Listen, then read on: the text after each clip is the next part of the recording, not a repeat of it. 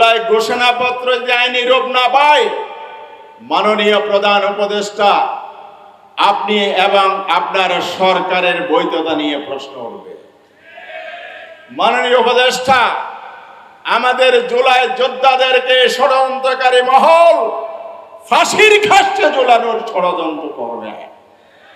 জুলাই ঘোষণাপত্র যদি আইনি ভিত্তি না পায়, বাংলাদেশে ফ্যাসিবাদী শক্তি আবার পুনঃপ্রতিষ্ঠিত হওয়ার সুযোগ লাভ করবে। এই জন্য অবিলম্বে সরকারের করণীয়, প্রবন্ধে বলা হয়েছে আমাদের করণীয়, আমরা জনগণ সেটাই পরে আসছি। নাম্বার 1, সরকারের করণীয় ঠিক করতে হবে। সরকারের করণীয় হচ্ছে জুলাই ঘোষণাপত্র সংশোধন করুন, অপূর্ণতা যা আছে পূর্ণতা দেন এবং আইনি ভিত্তি দেন, তাহলে জনগণের আকাঙ্ক্ষা বাস্তবায়িত হবে। সেকেন্ড যে ইস্যুটা আছে সেটা হচ্ছে জুলাই সনদ। আপনারা লক্ষ্য করেছেন এই সনদ রচনার জন্য 2 পর্বে আলোচনা হয়েছে জাতীয় ঐক্য কমিশনের তত্ত্বাবধানে। প্রথম পর্বে 62টি বিষয় মীমাংসিত হয়েছে। দ্বিতীয় পর্বে আরো 19টি বিষয় নোট অফ ডিসেন্ট সহ ঐক্যমত হয়েছে।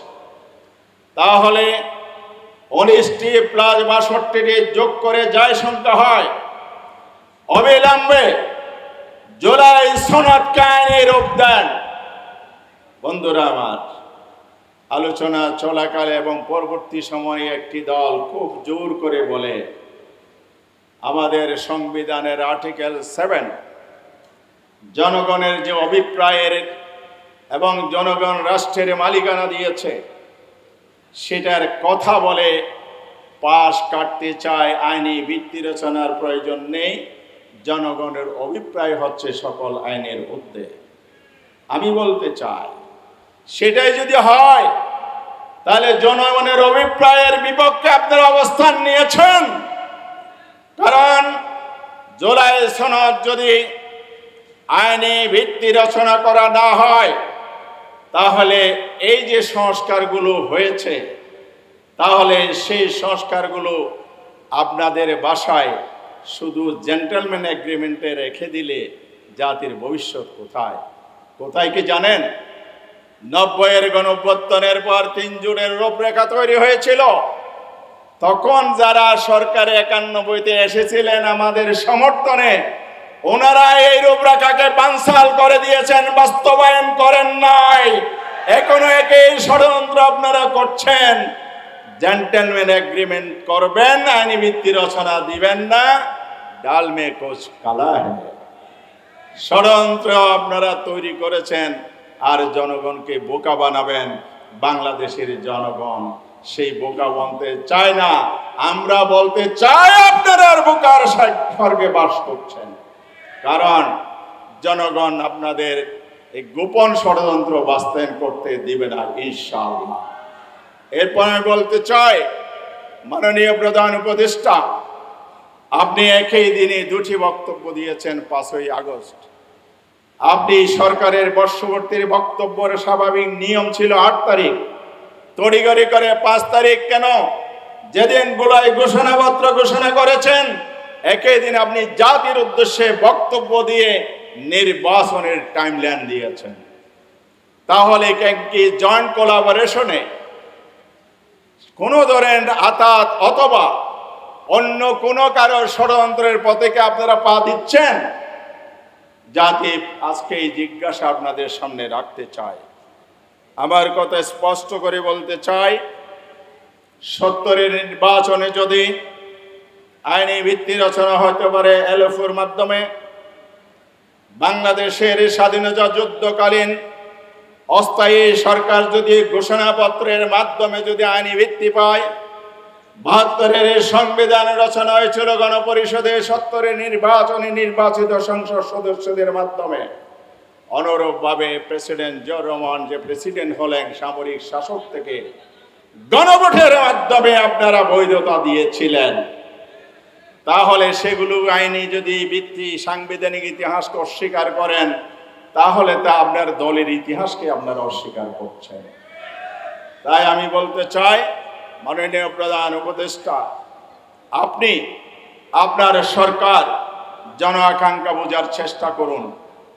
অবিলম্বে এখানে রাষ্ট্রের করণীয় হবে এই জুলাই সনদ, জুলাই ঘোষণাপত্র দুইটাকে লিগ্যাল ফ্রেমওয়ার্কের মধ্যে আনতে হবে, সংস্কারকে বৈধতা দিতে হবে, ঐক্যমতের বিষয়গুলো আইন হিসাবে ঘোষিত করতে হবে, স্বীকৃতি দিতে হবে, তার ভিত্তিতে নির্বাচন করতে হবে।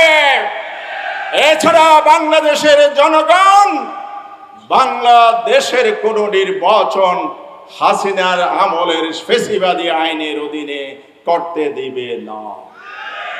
ফ্যাসিবাদের আইনের ভিত্তিতে নির্বাচন হয়, সংস্কারের ভিত্তিতে যদি নির্বাচন না হয়, দেশটাকে আপনারা আবার অন্ধকারে নিয়ে যেতে চান। নো, এদেশের জনগণ রক্ত দিতে জানে, জীবন দিতে পারে। রাজপথে আমরা নামবো, এখানেই আমাদের করণীয়। দাবি আদায়ে সরকারকে বাধ্য করা হবে, রাজপথে নামতে হবে, জীবন যাবে, রক্ত যাবে। সামনের দিনে আমাদেরকে ঐক্যবদ্ধ হয়ে এই দাবি আদায় করতে হবে।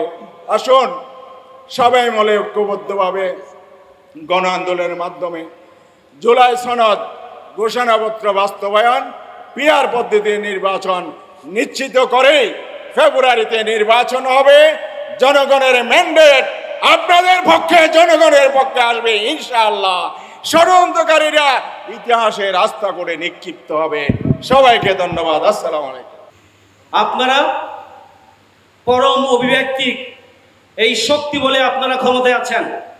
সুতরাং যদি আপনাদের ক্ষমতা বৈধ হয়, তাহলে এই বৈধ ক্ষমতার ভিত্তিতে আপনারা ক্ষমতায় আসার পরে আপনাদেরকেই জুলাই ঘোষণাপত্র পূর্ণ করতে হবে, সম্পূর্ণ করতে হবে, এবং আপনাদেরকে এই জুলাই ঘোষণাপত্র এবং জুলাই সনদের আইনগত ভিত্তি দিতে হবে, এবং তার ভিত্তিতে আগামী জাতীয় নির্বাচন সম্পন্ন করতে হবে।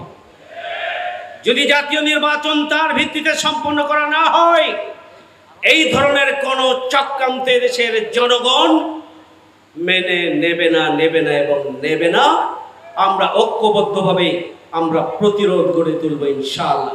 আমরা চাই রেফারেন্ডামের মাধ্যমে হোক, গণভোটের মাধ্যমে হোক, অথবা প্রেসিডেন্সিয়াল প্রক্লেমেশনের মাধ্যমে হোক, প্রেসিডেন্টের অধ্যাদেশের মাধ্যমে হোক, অবশ্যই এটার আইনগত ভিত্তি দিতে হবে, এটিকে বাস্তবায়ন করতে হবে, এবং তার ভিত্তিতে নির্বাচন দিতে হবে। যারা চক্রান্ত এবং ষড়যন্ত্র করে তারা আগামী দিনের নির্বাচিত সরকারের হাতে এটিকে নিতে চায়, তাদের আমরা পরিষ্কার করে বলতে চাই, এদেশের জনগণ 24 জুলাইয়ের আগের জনগণ আর 24 জুলাইয়ের পরবর্তী জনগণ এক নয়। প্রয়োজন হলে আবারও জুলাই গণঅভ্যুত্থান সংগঠিত হবে এবং সকল চক্রান্ত ষড়যন্ত্রকে ভেদ করে দিয়ে নতুন বাংলাদেশ বিনির্মাণে জুলাই ঘোষণা এবং জুলাই সনদের আইনগত ভিত্তি নিশ্চিত করা হবে ইনশাআল্লাহ। আসুন ঐক্যবদ্ধভাবে আমরা সেদিকে এগিয়ে যাই।